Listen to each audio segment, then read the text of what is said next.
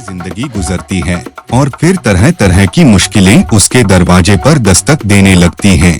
मेरी शादी मेरे पति अरविंद से लव मैरिज थी, जिस वजह से उनके घर वाले इस रिश्ते से खुश नहीं थे, क्योंकि मेरा ताल्लुक एक गरीब परिवार से था और यही मेरा गुनाह था। मेरे पति ने अपने घर वालों से लड़कर मुझे अपनी जिंदगी का हिस्सा बनाया, बल्कि अपने घर में भी इज्जत दिलाने की पूरी कोशिश की। जब तक मेरे पति घर पर होते उनकी माँ का रवैया मेरे साथ अच्छा होता, लेकिन उनके घर से जाते ही मेरी सास अपनी कड़वी जुबान से मेरी जिंदगी में जहर घोल देती। शादी के पहले महीने में ही मैं प्रेग्नेंट हो गई तो मेरे सास तरह तरह की बातें बनाना शुरू कर दी कि मैं तो पहले से ही प्रेग्नेंट थी, चरित्रहीन थी। मैंने उनके मासूम बेटे को अपनी जाल में फंसाया ताकि जल्द से जल्द उससे शादी कर अपने दामन पर लगे दाग को छुपा सकूं, और बहुत सी बातें वह मुझे सुनाती, जबकि इस बात में कोई सच्चाई नहीं थी। मेरी कोख में पल रहा बच्चा मेरे पति का ही था, लेकिन मेरी सास मुझे हर वक्त जलील करती और ताने देती। मेरे पति अपने काम के सिलसिले में किसी दूसरे शहर में गए थे और उन्हें मेरे प्रेगनेंसी की खबर नहीं थी। मैंने सोचा था कि जब वो घर पर आएंगे तो मैं उन्हें यह खबर सुनाऊंगी और वही अपनी माँ को बताएंगे यह बच्चा उनका ही है। पर किस्मत ने ऐसी नौबत आने ही नहीं दी और मेरे पति जिंदा लौटकर नहीं आए, बल्कि उनकी लाश घर पर आई थी। वह किसी हादसे का शिकार हो गए थे। उनकी मौत की खबर ने हम सबको तोड़ कर रख दिया।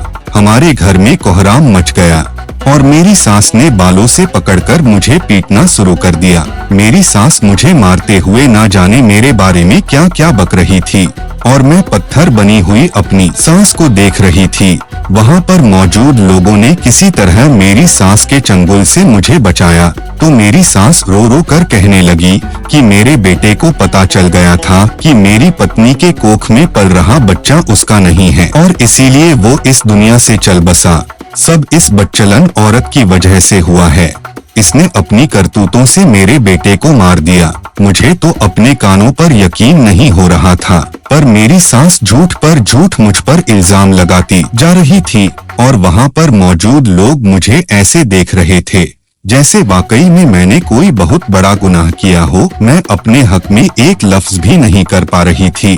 मेरी खामोशी ने मेरे दामन पर पूरी तरह दाग लगा दिया था। मेरे पति की अर्थी भी नहीं उठी थी और मुझे घर से बाहर निकाल दिया गया। मैं ससुराल से बेआसरा होकर मायके पहुंची तो वहां पर भी मेरा ठिकाना नहीं था। मेरी भाभी ने मुझ पर ताने कसते हुए कहा, जो औरत अपने पति को खा गई वह हमारे घर को भी खा जाएगी। मैंने हाथ पैर जोड़े तो किसी तरह मुझे मेरी भाभी रहने की इजाजत दे दी। मैं पेट से थी, लेकिन मेरी भाभी मुझसे नौकरों की तरह काम करवाती। मेरी भाभी का जुल्म हद से ज्यादा बढ़ता जा रहा था।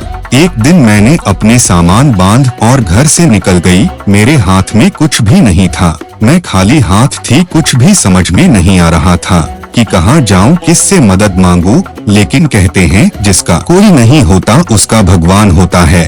रास्ते में मेरे पति के दोस्त अरुण मिल गए। मेरी हालत देखकर उनको मुझ पर तरस आया और उन्होंने मुझे अपनी गाड़ी में बिठाया और अपने घर ले जाकर सर्वेंट क्वार्टर में जगह दे दी। यहाँ से मेरी जिंदगी का एक नया सफर शुरू हो गया और मैं उनके बंगले की नौकरानी बन गई। मेरे लिए तो यही बहुत था कि मुझे इज्जत से सर छुपाने की जगह मिल गई और पूरे 9 महीने बाद मैंने एक खूबसूरत से बेटे को जन्म दिया।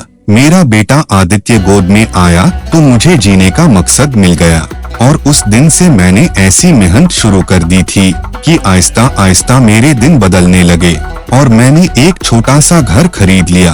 मैं चाहती थी कि मैं अपने बलबूते पर कुछ ऐसा करूं कि मेरे बेटे को किसी के आगे झुकना ना पड़े। वो बड़ा होकर भले ही छोटी नौकरी करे पर किसी के एहसानों तले ना पले। वह सरकारी स्कूल में पढ़ता था पर मैं घर पर इस कदर उसकी पढ़ाई में मेहनत करती कि वह हमेशा अपने क्लास में फर्स्ट आता।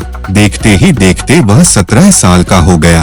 12वीं की पढ़ाई के बाद मैंने उससे कहा कि बेटा, अब मैं चाहती हूँ कि तुम भी अब मेहनत शुरू कर दो, कोई छोटी सी नौकरी तलाश करो और उसी के साथ साथ आगे की पढ़ाई भी करो। मेरे बेटे ने कहा, माँ, आपको फिक्र करने की जरूरत नहीं, मैं पूरी कोशिश करूँगा कि मुझे जल्द से जल्द कोई नौकरी मिल जाए। और वो अपनी कोशिश में लग गया। पूरे 1 हफ्ते बाद उसे शहर के एक बड़े से मॉल में नौकरी मिल गई थी। वह अपनी इस नौकरी से खुश नहीं था। मैंने उसे समझाया कि बेटा, नौकरी छोटी हो या बड़ी फर्क नहीं पड़ता, इंसान को कहीं ना कहीं से तो शुरुआत करनी होती है। तुम भगवान का नाम लेकर शुरू करो, देखना धीरे धीरे करके सब कुछ ठीक हो जाएगा। और वाकई में कुछ वक्त में हमारे हालात कुछ बेहतर हो गए थे। आदित्य को ठीक ठाक पेमेंट मिलने लगी तो मैंने बंगले वाली नौकरी छोड़ दी। यूं तो मैं वो नौकरी छोड़ना नहीं चाहती थी, लेकिन आदित्य को मेरा उस बंगले पर जाकर काम करना अच्छा नहीं लगता था, बल्कि उसे तो अरुण अंकल से भी बहुत शिकायत थी। वो कहता, अरुण अंकल ने आपकी मदद नहीं, बल्कि उन्होंने तो आपको अपने बंगले की नौकरानी बना दिया। आदित्य की बात सुनकर हंस पड़ी। कहीं ना कहीं ये बात सच भी थी, लेकिन जो भी था, अरुण की वजह से मुझे इज्जत की छत तो मिली थी, वरना शायद मैं अपनी इज्जत गवा बैठती। मेरे भाई ने भी कभी मुझे पलटकर नहीं देखा था और मैं अपने ससुराल वालों को भी भूल चुकी थी। मेरी जिंदगी में जो भी था वो सिर्फ और सिर्फ मेरा बेटा आदित्य था। आदित्य को यह नौकरी करते हुए 4 महीने गुजर गए थे। एक शाम वो मॉल से बहुत कीमती परफ्यूम लेकर आया और मेरे हाथों में पकड़ाते हुए कहने लगा, माँ, मैं तुम्हारे लिए एक तोहफा लाया हूँ। उस परफ्यूम की सीसी बता रही थी कि ये बहुत महंगा परफ्यूम होगा। मैंने उसे अपने हाथों में पकड़ा और कहा, इतनी महंगी परफ्यूम तुम कहाँ से लाए हो, इसकी क्या जरूरत थी? आदित्य ने मेरी तरफ मुस्कुराकर देखा और कहने लगा, माँ, तुमने सारी जिंदगी बगैर खुशबू के गुजार दी है। मैं चाहता हूँ कि अब तुम भी खुश रहो, इसलिए तोहफे में तुम्हारे लिए खुशबू लेकर आया हूँ, ताकि तुम्हें जिंदगी की खूबसूरती का एहसास हो। हर रात इस परफ्यूम को लगाकर सोना तो तुम्हें बहुत अच्छी नींद आएगी और मुझे भी खुशी होगी। आदित्य की बात सुनकर मैं खुश हो गई थी कि अब मेरा बेटा इतना बड़ा हो गया था कि उसे मेरी खुशियों की परवाह थी। ये सोचकर मेरी आंखों में आंसू आ गए। मैं मन ही मन सोच रही थी कि मैंने अपने बेटे को किन किन परिस्थितियों का सामना करके पाला है और अब वो अपनी जिंदगी में आगे बढ़ रहा है। ये सब सोचकर मेरी खुशी संभाले नहीं संभल रही थी। मैंने आदित्य का माथा चूमा और वो परफ्यूम संभाल कर रख लिया, पर मुझे ये परफ्यूम बहुत महंगी लगती थी। मेरे पूछने के बाद भी आदित्य ने मुझे इसकी कीमत नहीं बताई थी। वो कहने लगा कि माँ, ये तुम्हारे लिए तोहफा है और तोहफे की कोई कीमत नहीं होती, बस खुशी और प्यार होता है। रात में जब मैं सोने के लिए लेटी तो आदित्य मेरे कमरे में आ गया और कहने लगा, माँ, मेरा लाया हुआ परफ्यूम तो लगाओ, मुझे खुशी होगी कि मेरी माँ मेरे तोहफे को डोट पसंद करती हैं। बेटे की खुशी देखकर मैंने वो परफ्यूम लिया और अपने ऊपर स्प्रे कर लिया। मेरे परफ्यूम लगाते ही आदित्य का चेहरा खुशी से खिल उठा और वो गुड नाइट कहकर कमरे से निकल गया। मैं बिस्तर पर लेटी और मुझे ऐसी नींद आई कि मेरी आंख सुबह ही खुली, लेकिन यह देखकर मेरे होश उड़ गए कि मेरी नई साड़ी पर बड़े बड़े स्याही के धब्बे लगे थे।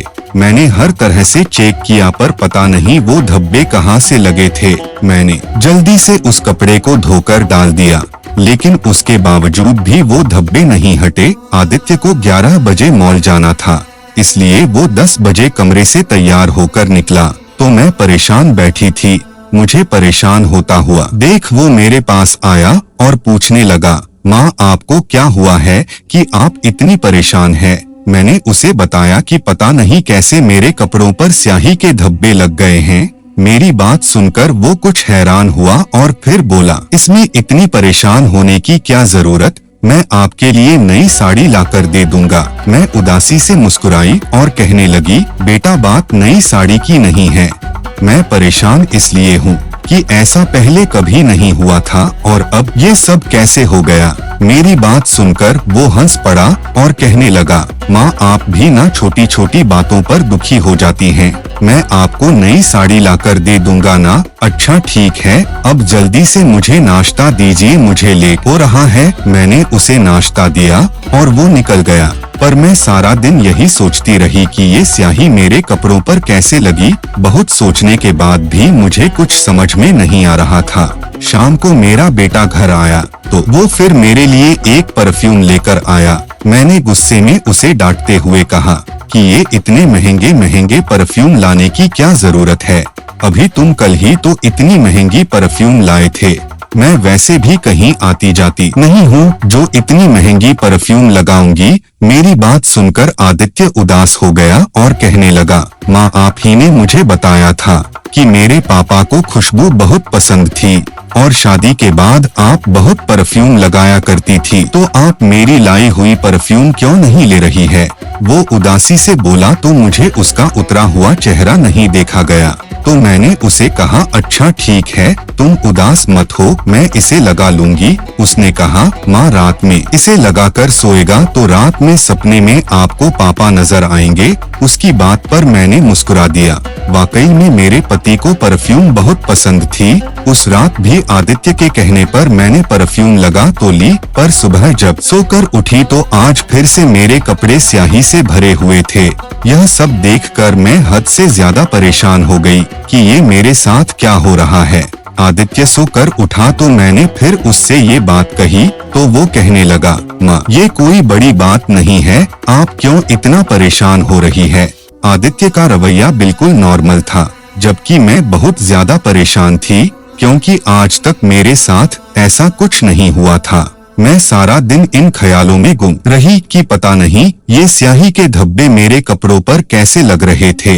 मुझे कुछ समझ में नहीं आ रहा था। शाम को जब आदित्य घर आया तो वो फिर से एक नया परफ्यूम लेकर आया। मैंने आज बिना कुछ कहे उस पर परफ्यूम को डोट रख लिया और फिर रात को लगाकर सोई तो फिर मेरे कपड़े पर वही स्याही के धब्बे थे। मुझे समझ में आ गया था कि यह सब परफ्यूम लगाने की वजह से हो रहा था। दुकान वाला शायद मेरे बेटे को बेवकूफ बना रहा था और महंगी परफ्यूम के नाम पर कोई खराब चीज दे रहा था। यह सोचकर मुझे आदित्य पर बहुत गुस्सा आ रहा था कि जब उसे इन सब चीजों का पता नहीं तो वो फालतू में पैसे क्यों बहा रहा है।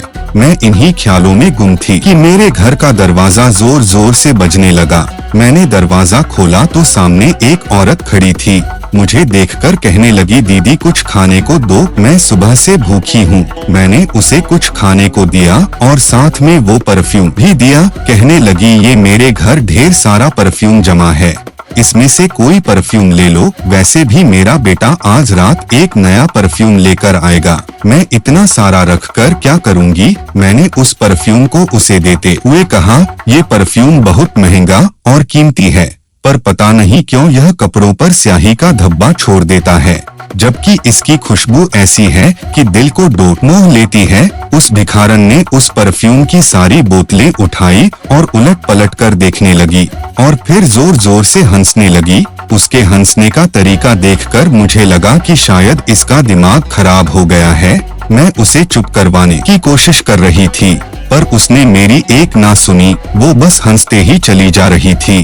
काफी देर बाद जब उसकी हंसी रुकी तो उसने उदास आंखों से मुझे देखा और कहने लगी, क्या तेरा बेटा भी उसी काम में लग गया है जो सालों पहले मेरे बेटे ने किया था, जिस वजह से आज मैं भिखारन बन गई हूँ। उस भिखारिन की बात सुनकर मैं घबरा गई। आखिर वो क्या कहना चाहती थी, वो किस काम की बात कर रही थी, आखिर उसके बेटे ने क्या किया था। मैं बहुत ज्यादा परेशान हो गई और उससे कहा कि अब ज्यादा पहेलियां मत बुझाओ, मुझे साफ साफ बताओ क्या बात है, क्या किया था तुम्हारे बेटे ने और इस परफ्यूम में ऐसा क्या है। मेरी बात पर उसने लंबी गहरी सांस ली और कहने लगी, तुम्हारे लिए भी यकीन करना मुश्किल होगा, क्योंकि मैंने भी शुरू में यकीन नहीं किया था, लेकिन बाद में जब सारा सच मेरे सामने आया तब तक बहुत देर हो चुकी थी। तुम देर ना करना और मेरी बात को गौर से समझने की कोशिश करना। मैं तो अपने घर को ना बचा सकी,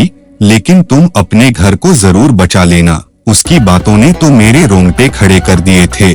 मैं तो पहले ही विधवा थी और सारी जिंदगी दुखों में काटी थी। अब जाकर कहीं मैं अपनी जिंदगी सुकून से गुजार रही थी, तो अब मेरी जिंदगी में कौन सा तूफान आने वाला था। मैंने उससे कहा कि क्या बात है, जल्दी बताओ, क्यों मुझे डरा रही हो, मेरी जान निकलती जा रही है। लेकिन उसने जो सच बताया मेरे तो होश उड़ गए। मैं नहीं जानती थी कि इस परफ्यूम के पीछे इतना भयानक सच छुपा होगा।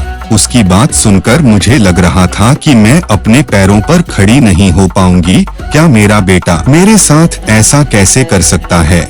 मैंने तो उसकी परवरिश में कोई कसर नहीं छोड़ी थी। हजारों तकलीफों के बाद भी मैंने उसे अच्छी परवरिश दी थी, पर मेरा वही बेटा मेरे साथ इतना बड़ा खेल खेल रहा था। मैं उसी जगह चकरा कर बैठ गई और मेरी आंखों से आंसू बहते जा रहे थे। मुझे यकीन नहीं हो रहा था कि मुझे किसी और ने नहीं बल्कि मेरे बेटे ने धोखा दिया था। उसने मेरे भरोसे को तोड़ दिया था। मैंने तो उसमें अच्छे और बुरे की तमीज सिखाई थी। मुझे लग रहा था कि मेरी सारी मेहनत पर पानी फिर गया, क्योंकि मेरा बेटा एक गलत रास्ते पर चल पड़ा था। उस औरत ने मुझे सांत्वना देते हुए कहा कि दीदी, मैं तो अपने बेटे को नहीं बचा सकी, लेकिन आप अपने बेटे को जरूर बचा लेना। यही कहकर वह चली गई। मैं उसे जाते हुए देखने लगी। ऐसा लग रहा था कि उस भिखारन और मुझ में अब कोई फर्क नहीं रहा। वो भी खाली हाथ थी और मैं भी खाली दामन रह गई थी। एक लम्हों में मेरी सारी दुनिया तहस-नहस हो गई थी। मैंने बहुत मुश्किल से खुद को संभाला और कमरे में आकर बैठ गई। ना ही मुझे खाने का होश था और ना ही पीने का। आज शाम फिर मेरा बेटा घर पर आया तो उसके हाथ में फिर से एक परफ्यूम की बोतल थी। वो परफ्यूम मेरी तरफ बढ़ाते हुए कहने लगा कि माँ देखो, मैं आपके लिए दूसरी नई महंगी खुशबू वाली परफ्यूम लेकर आया हूँ। मैंने आंसू छलकाते हुए अपने बेटे की तरफ देखा। मैंने आज तक उससे कभी शक्ति से बात नहीं की थी, पर आज मैंने एक जोरदार थप्पड़ उसके गाल पर मार दिया।